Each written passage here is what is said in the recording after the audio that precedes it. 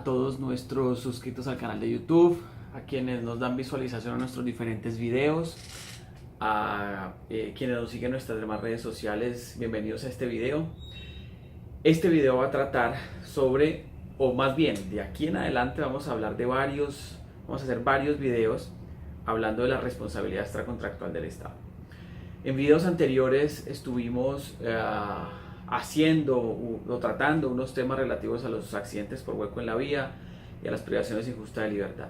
Esos son típicos casos de responsabilidad extracontractual del Estado, digamos guardadas proporciones entre unos y otros.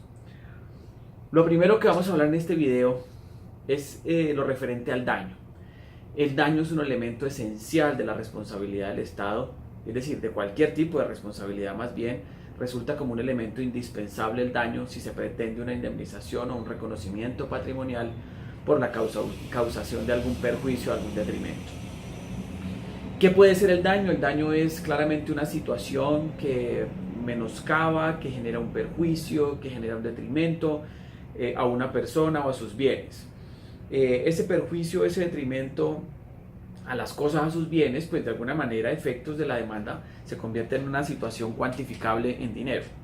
Yo puedo entonces cuantificar, digamos, el aspecto subjetivo del daño y puedo también cuantificar con mayor certeza el daño material que se pueda generar, el daño que implica daños al patrimonio, etcétera.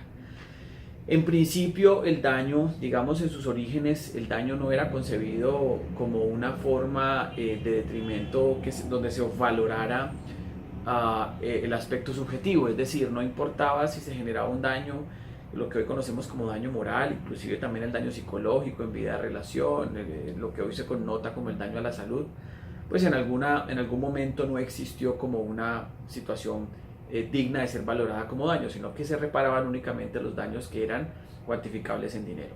Hoy, desde luego, el quebrantamiento de un bien jurídico protegido implicará necesariamente, si se demuestra desde luego en el curso del proceso, que haya una reparación de ese daño y que se haya estructurado previamente un daño, un perjuicio o un detrimento.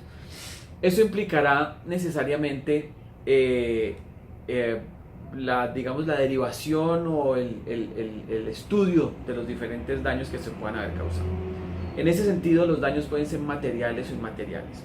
Nosotros hablamos de daños materiales cuando tenemos o se trata de un bien, de un perjuicio que es ciertamente valorable, es decir, que yo puedo darle una cuantificación. Por ejemplo, un daño material en un accidente por hueco en la vía, como hablábamos en videos anteriores, pues será el valor de la motocicleta, lo que vale la destrucción de la motocicleta, si tiene como demostrarse y probarse o bien la reparación o bien pues la pérdida total, lo que se haya generado el daño, en caso pues que el motociclista no tenga una póliza de seguro que le cubra los daños generados a su motocicleta. Entonces ese será un perjuicio valorable que produce desde luego un quebrantamiento económico, una merma patrimonial a la persona. Esa merma patrimonial tendrá que ser reconocida e indemnizada si se demuestra la existencia del daño. Si obviamente entre el hecho y el daño, como veremos en videos más adelante, se logra el nexo causal. Los daños pueden derivarse en directos e indirectos. Hablamos de los daños directos, aquellos generados directamente a la persona, es decir, por ejemplo, en el caso de privación injusta de libertad, quien estuvo privado de la libertad. También se habla de daños directos sobre aquellos que se causan con ocasión del mismo hecho. Podemos hablar de la ocupación que hace la fuerza pública algunos espacios y en esa ocupación de terrenos coge ganado de la finca que está ocupando para alimentar a sus hombres, y pues eso puede conocerse como un daño directo porque ha cogido arbitrariamente el ganado que había en ese lugar, entonces puede generarse un daño directo, digamos como un ejemplo. Y existen también los daños indirectos, pues que en unos contextos son los no generos, son los que se generan al entorno de la víctima. Pues en el caso del privado de la libertad, los que se generan a todo el entorno que les rodea, su familia, ese perjuicio que sufre por haberse enviado a alguien inocente a la cárcel y pues haber estado varios meses o años privado de la libertad de manera inocente. E indirectos también podrán, en el caso que ponemos del ganado, o digamos cuando se ocupa ese lote y se destruye el lote se ocupa mal y se genera una destrucción, pues obviamente volver a sembrar el lote, volver a traer ganado nuevamente, volver a ponerlo a pastar, digamos si se dañaron cercos, entonces volverlos a levantar, ya para hacer los diferentes corrales, etcétera, pues esos se conocerán como daños indirectos. Hay daños previsibles e imprevisibles en el contexto del daño material, es decir, unos que pueden precaverse, aquellos daños que yo puedo saber que eventualmente que van a ocurrir, que los puedo prever. Normalmente los daños previsibles devienen de la responsabilidad contractual, pero no obsta para que en los casos de responsabilidad extracontractual pues también existan daños que son previsibles y que se pudieran haber evitado, que se pudieran haber pronosticado en su ocurrencia. Los imprevisibles, por el contrario, son daños que se generan de manera, digamos, que escapan a las posibilidades de respuesta de quien podía haber evitado el perjuicio. No hay previsión, no se supone la ocurrencia del hecho, no se presupuesta la ocurrencia del hecho. Entonces, en ese sentido, pues serán dos formas de daño más. Las más conocidas, o digamos la clásica dentro de los daños, de la que la gente comúnmente más conoce, pues serán los daños emergentes y lucro cesante. Es decir, sabemos que los emergentes son daños que se causan a las cosas en el mismo momento de ocurrencia del hecho dañino, en el momento de ocurrencia de la situación, que comprende desde luego el daño inmediato. Generalmente es el daño patrimonial, el que se causa allí mismo. Volvemos al ejemplo del accidente hueco en vía, de la motocicleta dañada, ese será un daño emergente, de lo que la persona haya podido llevar en su motocicleta y se haya destruido en el momento del accidente, un daño emergente. Y el lucro cesante, por el contrario, implica esa limitación o privación al incremento patrimonial, o esa posibilidad o esa pérdida de las ganancias que usted pueda generar en su negocio, o el hecho dañino que se genera por la pérdida del ingreso. Si usted trabajaba, usted dejó de laborar, tuvo unas incapacidades muy extensas, en consecuencia tuvo un lucro cesante, es decir, un patrimonio que dejó, un ingreso que dejó usted de percibir durante bastante tiempo. Eso se llamará como lucro cesante. Obviamente, en ese contexto del lucro cesante podemos hablar del lucro cesante futuro, del lucro cesante presente. Bueno, eso ya será objeto de otros videos. Los daños inmateriales, por el contrario, son los que se causan a derechos personalísimos. Son daños subjetivos, es decir, ocasionados a sujetos, a personas. Normalmente conocemos allí el daño moral, pero esa gama de perjuicios que pueden existir en lo inmaterial, podemos hablar de daño moral, de daño en vida, relación. Hoy, dentro del contexto del daño a la salud, podemos involucrar una magnitud amplia de derechos. Más allá de la discusión que se genera sobre el daño a la salud, que como les dije en otros videos, en algún momento vamos a hablar sobre la crítica que se le hace a esa figura del daño a la salud del Consejo de Estado, pero digamos que entonces en este contexto que estamos hablando, el daño inmaterial o extrapatrimonial, pues son aquellas causaciones de daño a la persona. El que estuvo privado de la libertad habrá sufrido un daño moral, podrá haber sufrido un daño en vida, relación, desde luego, porque se le aleja de su entorno, lo que implicará en el contexto del daño a la salud un reconocimiento también frente a ello. Habrá daños estéticos, daños al buen nombre, etcétera, diferentes tipos de perjuicio.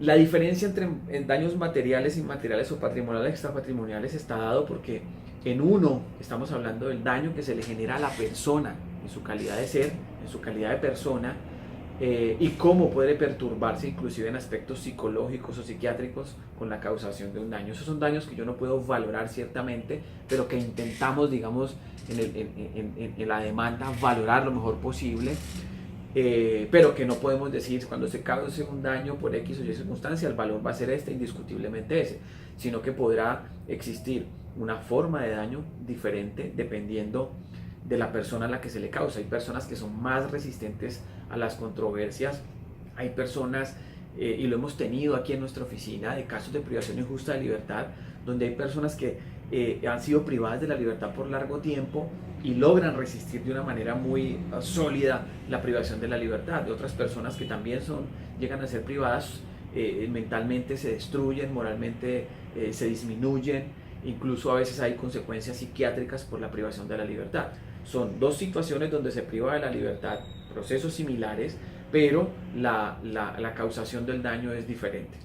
Entonces digamos que eso es un típico daño material, donde yo no puedo valorar ciertamente cómo hacer, pero sí intentamos aproximarnos. El Consejo de Estado ha creado unas tablas, ha realizado una serie, ha intentado hacer lo más objetivo posible el cálculo del daño inmaterial. Por ejemplo, en casos de privación injusta de libertad ha determinado, como lo dijimos en video anterior, unas diferentes escalas del daño. Entonces lo que intenta es hacer que frente a casos similares pues se intente que la indemnización sea lo más igual posible en diferentes casos. Pero como es un daño extrapatrimonial, es un daño interno, es un daño emocional también, es una congoja, es un detrimento interno que se le genera a la persona, pues obviamente no es valorable en cada caso de manera igual, pero intenta, como digo, hacerse un estándar frente a ello.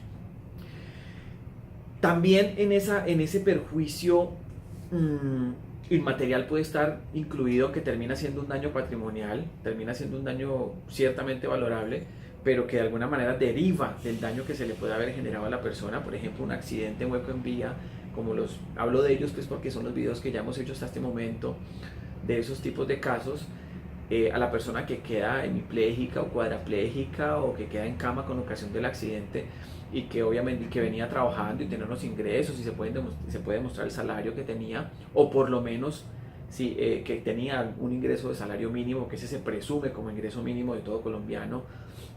Entonces lo que esa persona deja de percibir desde el momento del accidente hasta su expectativa de vida, ¿sí? Eso será un daño futuro, un daño que deriva de un perjuicio inmaterial, que es ese perjuicio que se le causa a la persona como tal, pero que necesariamente tiene repercusión patrimonial.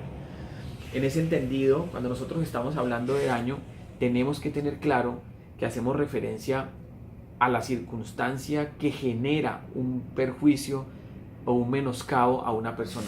Esa situación que de alguna manera perjudica a la persona en sus aspectos, como los decía, materiales e inmateriales, que son dignos de ser reparados.